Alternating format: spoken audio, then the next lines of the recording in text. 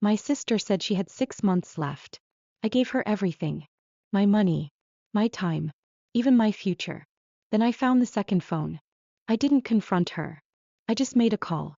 The next day my mom asked why the news van was outside our house.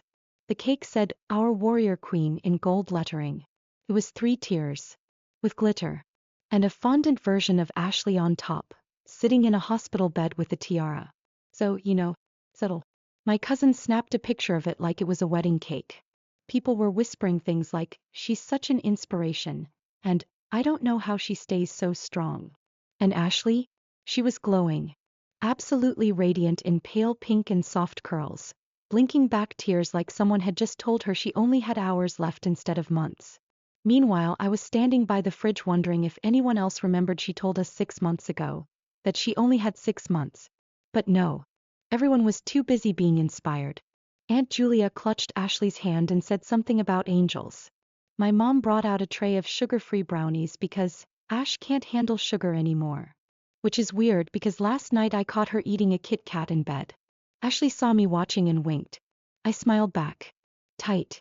She walked over not long after, holding a mug like it weighed 50 pounds. "I'm so glad you came," she said gently, like I was some old friend she didn't expect to show up. "I live here," I reminded her. "Still," she said, touching my arm. "It means a lot."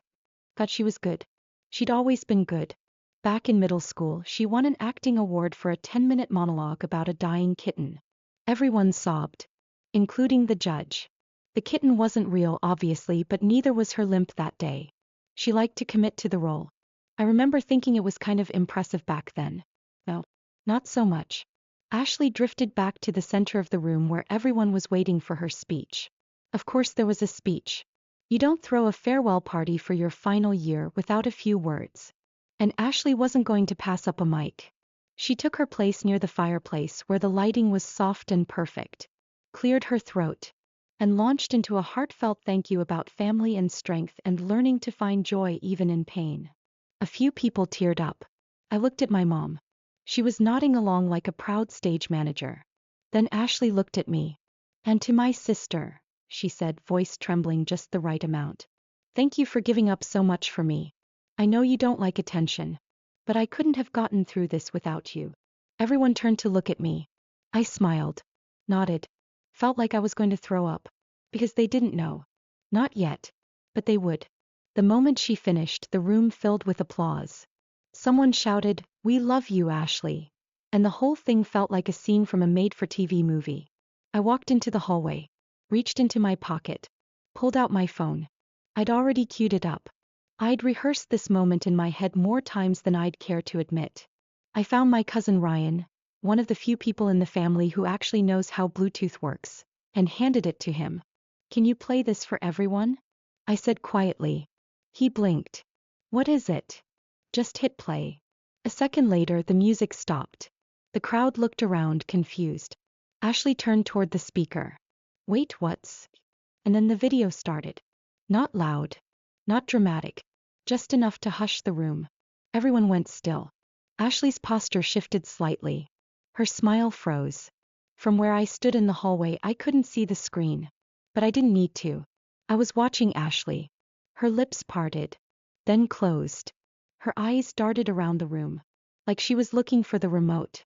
Or the exit. Someone dropped a fork. There was a weird silence, thicker than anything I've ever felt. People weren't reacting yet, but they weren't breathing either. Ashley took one step back. Then another. My mom looked over at her, confused. "Sweetheart." Ashley turned to me. Her whole face had changed. Color gone. Smile vanished. Like a mask had slipped. "What did you do?" she whispered. I didn't answer. She walked toward me. "What did you just play?" So I said nothing. Her voice got louder. "That's fake. You know that, right?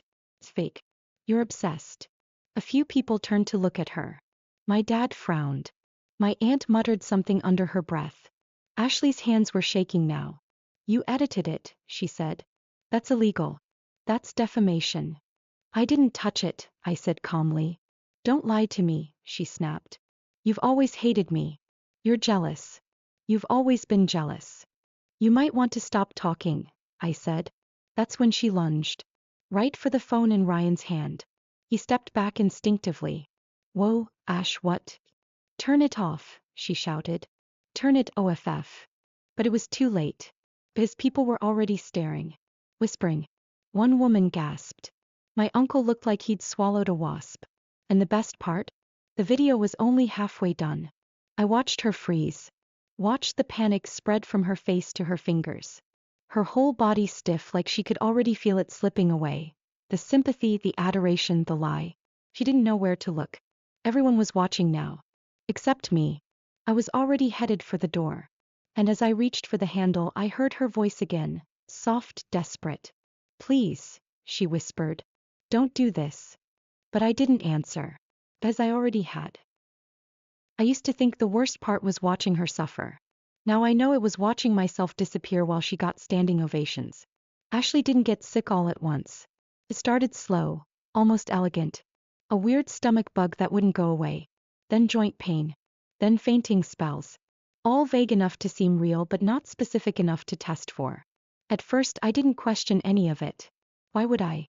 She was my sister. I loved her. She started missing school then work. She texted me things like, just collapsed at the pharmacy. Don't worry, some angel helped me into an Uber. There was always drama, always a dash of flair. But again, she was always like that. Theatrics were kind of her thing. By the time she said the words terminal diagnosis, my parents were already in full panic mode. They sat me down like they were announcing a death. Ashley cried. My mom cried.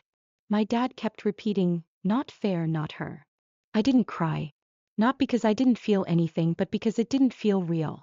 Like I was watching it happen to someone else. So I dropped everything. Because what kind of person doesn't? I deferred my scholarship. One I'd worked years for. Writing. A program that accepted 8 people worldwide. 8. I was one of them. I'd already imagined everything. The new city, the weird professors, the crappy studio apartment with a leaking sink. It was going to be mine. But Ashley needed me. Or so I thought. So I packed up my things and moved back into the house. I told myself it was temporary. Just a few months. One last season with my sister before it was too late. The first few weeks were normal. If normal means cooking, cleaning, and setting alarms to remind someone to take pills you've never heard of. But there were cracks. Like how she always seemed fine when the camera was off. How she'd limp for visitors but walk normally when she thought no one was looking. How she always had a story for why she forgot to bring back paperwork from the doctor's office. At first I ignored it. Then I started writing it down. Not as some grand conspiracy board, just small things. I had a notes app titled, Odd. Didn't take meds today.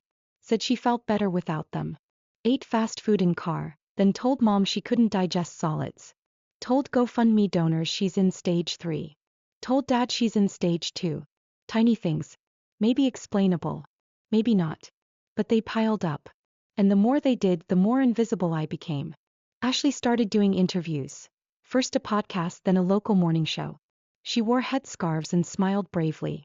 My sister gave up everything to be here, she said once, eyes glistening. Everyone thought I was a saint. No one asked how I was sleeping.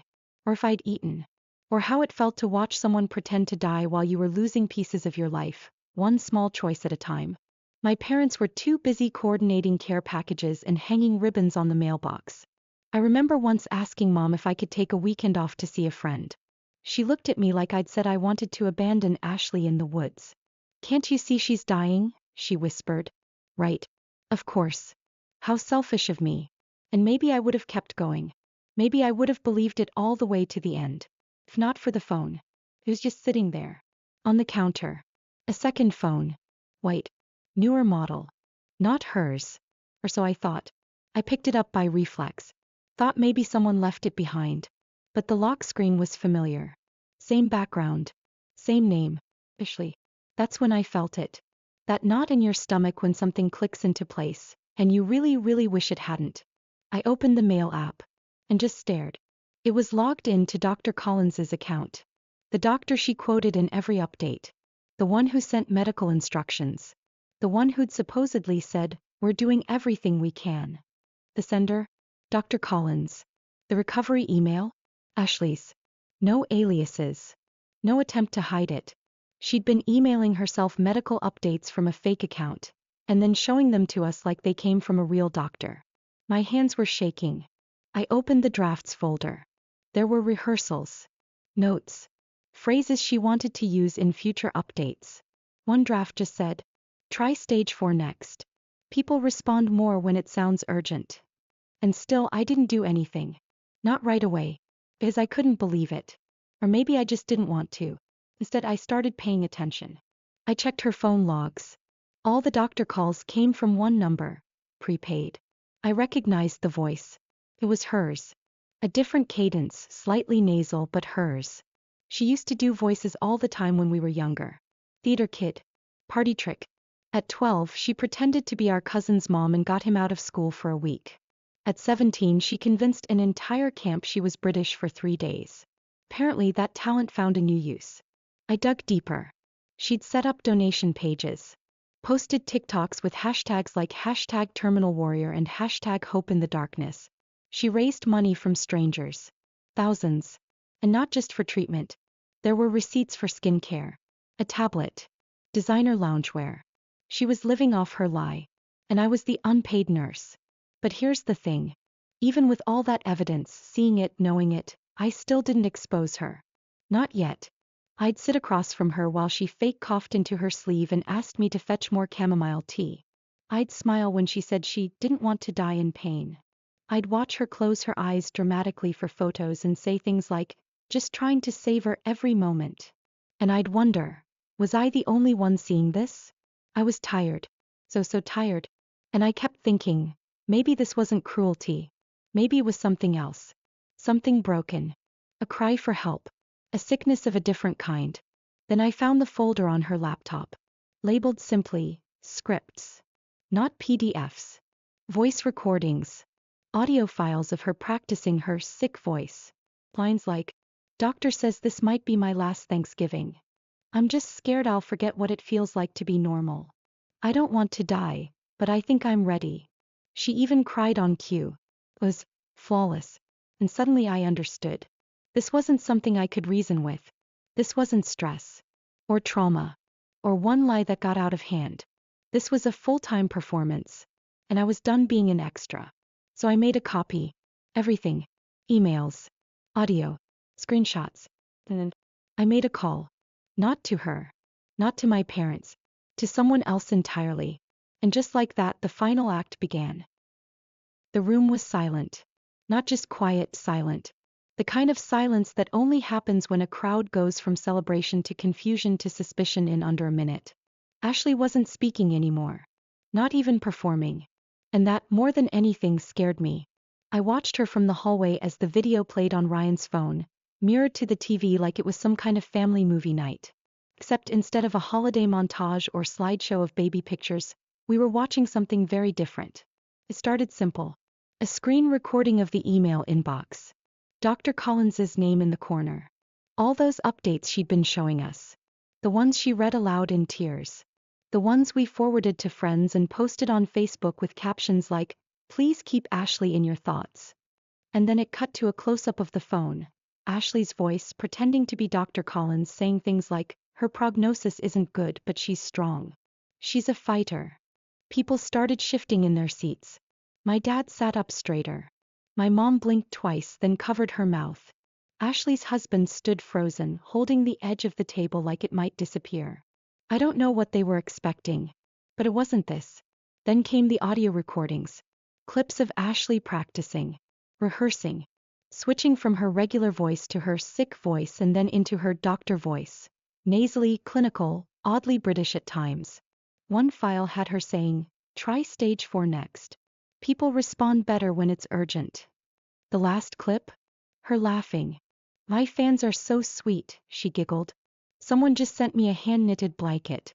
For the hospital bed I don't even have." Someone gasped. Ashley sprang to her feet. "Turn it off," she shrieked. "It's fake. That's not me." My uncle, still holding the remote, stared at her like he didn't know who she was. "Ashley," my mom started. "No," she snapped.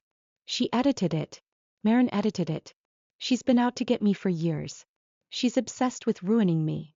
All eyes turned to me. I didn't flinch. "Is that true?" Dad asked, voice quiet. No, I said simply. But if you want, I can show you the files myself. They're time-stamped. And I've already sent copies to the police. The color drained from my mother's face. You called the police? She whispered like I'd set the house on fire. Ashley lunged toward me.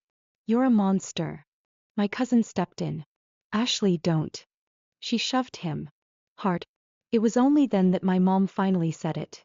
Ashley, sit down. It was the first time she'd raised her voice at her in, I don't know, maybe ever. Ashley looked stunned, like someone had slapped her. The front door opened, and in walked a man holding a camera. The local journalist I'd called 3 weeks ago. The one who'd interviewed Ashley for that feel-good cancer segment last year. He stepped inside slowly, scanning the room. Behind him a second camera. Lights. And outside, a van marked with the news station logo. My mom turned to me horrified. What did you do? She whispered. I looked at Ashley. I told the truth. To a reporter? She screamed. You ruined my life. I tilted my head. You mean the life built on charity scams and fake diagnoses? Her husband finally spoke. Wait. That money people donated. Was that all fake? Ashley's mouth opened. No words came out. He looked like he'd been punched. You said it was for treatment, he said quietly. Ashley didn't respond. Just cried. But it wasn't the kind of cry you see in movies. It was wild. Ugly. Furious. Less grief, more panic. She kept yelling things. You don't understand. It was real to me. I needed it. Until someone finally pulled her back. I'm not the villain, she shouted. She is. She gave up her scholarship because she's a coward, not because of me. And somehow that's what broke me. Because she said it like it meant nothing. Like it hadn't gutted me. Like it wasn't the dream I'd sacrificed to care for her while she sat in bed live streaming lies. My dad sat down. Hard. Like his knees gave out. The journalist waited at the edge of the room. We don't have to film inside, he said gently. But we'd like a statement. My mom waved him away. She looked 10 years older than she had an hour ago. Ashley stormed toward the stairs. I'm calling my lawyer, she said. I'll see all of you. You don't have a lawyer, I said. You have a burner phone and a spreadsheet of symptoms you Googled. My aunt leaned in to whisper something to my mom. Ashley stopped halfway up the stairs, turned around and pointed at me. You're going to regret this. I stared at her. No, I said. I regret not doing it sooner. She disappeared upstairs. Slammed the door. The whole house was quiet again. Except for the creak of someone stepping forward. It was my mom. She looked at me, really looked at me for the first time in years. Why didn't you tell us? I tried, I said. And I had. In small ways. But no one had wanted to hear it. She didn't respond. Just turned away and walked into the kitchen. Everyone else filtered out slowly. My cousin gave me a weird half-hug. Someone murmured something like, sorry you had to do that. And then just before I reached the front door I heard my dad call my name. I turned. He looked tired. Like all the wind had gone out of him. She'll have to pay that money back, he said. It's fraud. People are pressing charges. I nodded. I know. She'll go to jail. I didn't say anything. He hesitated. Was this revenge? I thought about that. No, I said. It was survival. Then I stepped out into the sunlight. And closed the door behind me. For the first 3 days after the video played, no one said a word to me. Not a single call. Not a single message. Not even a passive-aggressive thumbs down on Facebook. Just silence. You'd think they'd be more talkative after the house had practically turned into a live crime doc. But I guess it's hard to know what to say when your golden child just got exposed as a walking medical hoax and you're the parent who helped her raise the money. Mom went into crisis management mode. Obviously. She called the donors, tried to clarify things. Told them Ashley had been under emotional stress, had been misled by bad advice, that it was all a misunderstanding.